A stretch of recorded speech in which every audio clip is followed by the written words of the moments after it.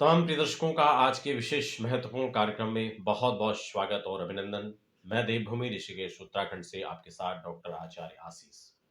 अगर आप घर बना रहे हैं या किसी भी प्रकार से किसी भी परिस्थितियों में भूमि पूजन आप कर रहे हैं किसी भी निर्माण कार्य के लिए, तो आज का वीडियो आपके लिए काफी महत्वपूर्ण होने वाला है।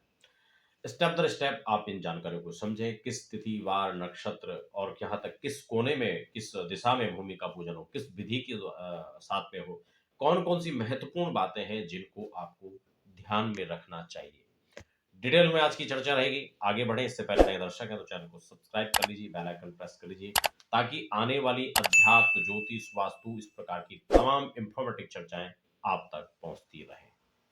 सबसे पहले यहाँ पर प्रिय दर्शकों आपको इस बात को समझना होगा, हमें जब हम भूमि पूजन करते हैं तो मुहूर्त निकालना हो। मुहूर्त से पहले हमें ये डिसाइड करना होगा कि हमें भूमि पूजन किस दिशा में करना है। हम स्टेप बाय स्टेप चर्चा करेंगे। यह सूर्य राशि परिभ्रमण के हिसाब से तय होता है कि सूर्य किस राशि पर हैं, उसी हिसाब से हम भूमि पूजन करते हैं। महत्वपूर्ण बात यह भी है कि जो प्रमुख रूप से चार दिशाएं हैं जिनको आप पूरब पश्चिम उत्तर दक्षिण कहते हैं, इन दिशाओं में भूमि पूजन नहीं होता है। अब आप लोगों को बड़ा आश्चर्य लग रहा होगा, बिल्कुल ऐसा ही है। जो चार उपकोण होते हैं, उप दिशाएं आप कह सकते हैं, वैसे तो दिशाएं ही उनको कहा जाता है। पूरब के बाद जैसे आग्नेय आता है, दक्षिण के बाद जो कोना होता है, जो अलग अलग कोने होते हैं हर दिशा के बाद, उन कोण के अंदर पूजन किया जाता है भूमि पूजन। यानी जो गड्ढा होगा उस कोण में होगा और वहीं पर पूजन होगा।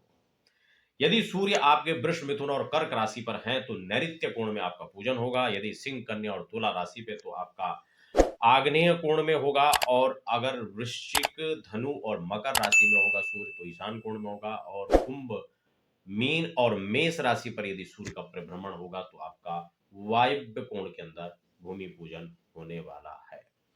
अक्सर कई बार ये भी रहता है कि हमें लगता है कि हमें ईशान कोण में ही पूजन करना है, जबकि ऐसा बिल्कुल भी नहीं है। सूर्य अलग अलग राशियों पर परिभ्रमण करेंगे तो उसी हिसाब से उन दिशाओं में गड्ढा होगा। भूमि पूजन की भी आपको जानकारी दूंगा, कैसे पूजन करना है, क्या विधियां रहती है, लेकिन अब समझ लेते हैं हम सबसे पहले स्टेप बाय स्टेप इसके नक्षत्र बार तिथि पर क्या चर्चा रहेगी। इससे पहले आपको ये भी बता दूं, अगर भूमि सुप्त हो तो सुप्त भूमि में पूजन नहीं करना चाहिए। ये कब भू शयन होता है? प्रत्येक संक्रांति के बाद। संक्रांति से कुछ दिन होते हैं, जैसे 5, 7, 9, 12, 15, 5, 7, 9, 15 और 21वें दिन ये जो नक्षत्र होते हैं, ये जो प्रविष्टाएं होती हैं, इन दिनों के अंदर इन प्रविष्टाओं में भूमि शयन माना जाता है। एक मत और अनुसार यह भी कहा जाता है कि अगर सूर्य नक्षत्र 5, 7 और 12वें, 9वें, 26वें दिन हो तो यह उस दिन नक्षत्रों के अंदर भूमि शयन होती है। तो ये भूमि सुप्त के बारे में दो प्रकार का सिद्धांत यहाँ पर बताया जाता है। अब हम बात करेंगे कि कौन कौन से जो मास हैं वो गृह निर्माण के लिए यहाँ पर माना गया है। सबसे पहले अगर हम यहाँ पर दो सिद्धांत हैं। एक सिद्धांत में वैशाख जेठ श्रावण मार्गशीर्ष माघ तथा फाल्गुन मास श्रेष्ठ कहे गए हैं। लेकिन अगर हम यहाँ पर जो मुहूर्त चिंतामणि है, मुहूर्त का प्रमुख ग्रंथ है, उसमें अगर हम देखें तो व्याधिम चैत्र मापनोति, यानी मैं आपको थोड़ा संक्षिप्त अर्थ में भी आपको यहाँ पर बता देता हूँ। चैत्र और पौष के महीने को छोड़ दें तो अन्य महीने यहाँ पर श्रेष्ठ और मध्यम दो कैटेगरी में माने जाते हैं। यानी दो महीने आपको निकाल देने हैं। लेकिन मुहूर्त चिंतामणि में एक और महीना ज्येष्ठ, उसको भी निषिद्ध माना गया है। जबकि कुछ ग्रंथों के अंदर हम देखें तो ज्येष्ठ को भी प्रशस्त कहा गया है, यानी ज्येष्ठ में भी कर सकते हैं। तो यहाँ पर उसी दो सिद्धांतों में आने वाले जो मास हैं, मैं उसके हिसाब से भी आपको गृह प्रवेश के मुहूर्त बताने वाला हूं। तो यहाँ पर मित्रों हमें इस बात को समझना होगा कि आपका जो मास है वो मैंने आपको बता दिया। अब हम बात कर लेते हैं, ये सौर मानेन कहा जाएगा, ठीक है ना, चांद्रमानेन नहीं, सौर मान के हिसाब से जो मास है उसके हिसाब से चलेगा। तिथियों में ग्राह्य तिथि जहां तक बात है वो कौन कौन से हैं। देखिए यहाँ पर आपका जो प्रतिपदा है, पहली तिथि है, दूसरी तिथि है, तृतीया है, पंचमी है, षष्ठी है, सप्तमी है, दसवीं, एकादशी, द्वादशी, त्रयोदशी और पूर्णिमा,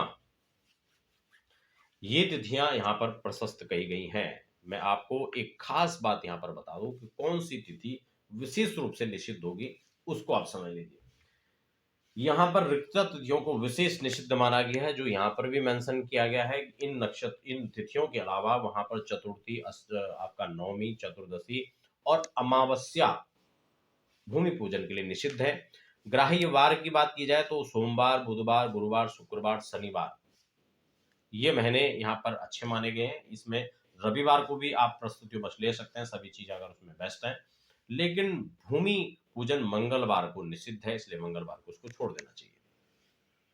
ग्राह्य नक्षत्र है, इसमें नक्षत्रों की कैटेगरी आता है, लेकिन कुछ नक्षत्र यहाँ पर प्रशस्त जो माने गए हैं, उसमें अश्विनी, रोहिणी, मृगशिरा, पुनर्वसु, पुष्य, हस्त, चित्रा, सुबाती, उत्तरा, तीनों उत्तरा, यानी उत्तराषाढ़ा, उत्तरा भाद्रपद और उत्तरा फाल्गुनी, तीनों उत्तरा इसमें कहे गए हैं। अनुराधा है, श्रवण है, धनिष्ठा है, सतमुखा है और रेवती है। ये नक्षत्र इसमें कहे गए हैं, क्योंकि ये मैं इसलिए भी बता रहा हूं क्योंकि कई बार ये प्रश्न होता है कि पंचक में गृह निर्माण करना चाहिए, नहीं करना चाहिए। तो वो नक्षत्र यहाँ पर आ चुके हैं, इसलिए आपको निसंदेह यहाँ पर जो है इन नक्षत्रों में कर देना चाहिए। लगन की बात करें तो स्त्री और दुष्ट भाव दो प्रकार के लग्नों को प्रशस्त कहा गया है, जबकि चर लगन में गृह प्रवेश नहीं, गृह निर्माण और गृह प्रवेश दोनों ही नहीं करने चाहिए। इस बात को आपको समझ लेना चाहिए। तो ये कुछ महत्वपूर्ण बातें हैं जो गृह निर्माण में आपको ध्यान में रखनी है। इसमें आप समझ गए तिथि, नक्षत्र, बार, लगन। लगन वो एक महत्वपूर्ण चीज है जिसमें सर्वे दोषा विनिश्यन्ति लग्न शुद्धि यदा भवे। अगर आपने लग्न शोधन कर लिया तो कई प्रकार के दोष अपने आप मुक्त हो जाते हैं।